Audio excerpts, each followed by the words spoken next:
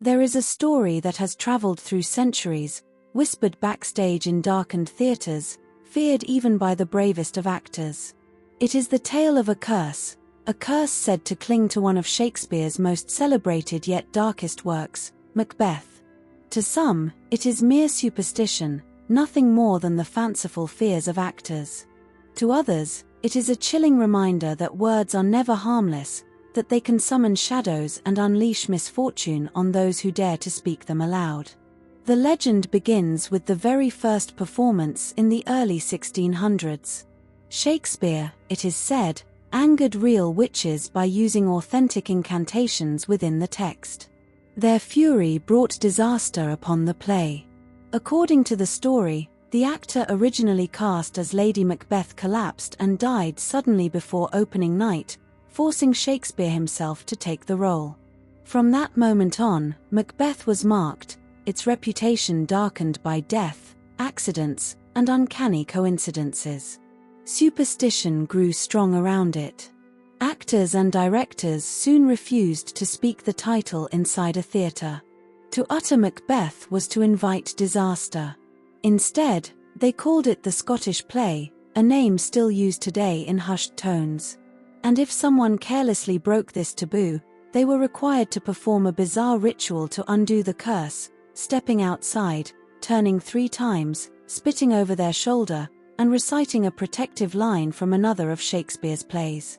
Only then could they safely return to the stage. The list of tragedies connected to Macbeth is long and unsettling. In 1849, a performance in New York sparked a riot between rival audiences, leaving more than 20 people dead in the blood-stained streets. In 1937, Laurence Olivier narrowly escaped death when a heavy stage weight crashed to the ground beside him. Another production saw the entire stage collapse mid-performance. And during a 1942 wartime staging, 3 actors died unexpectedly, and soon after, the theatre itself was bombed. Why does this superstition endure? Perhaps because the play itself invites darkness. From its opening, the witches chant their riddles, blurring the line between good and evil. Fair is foul, and foul is fair. Blood, betrayal, prophecy, and madness flood the story.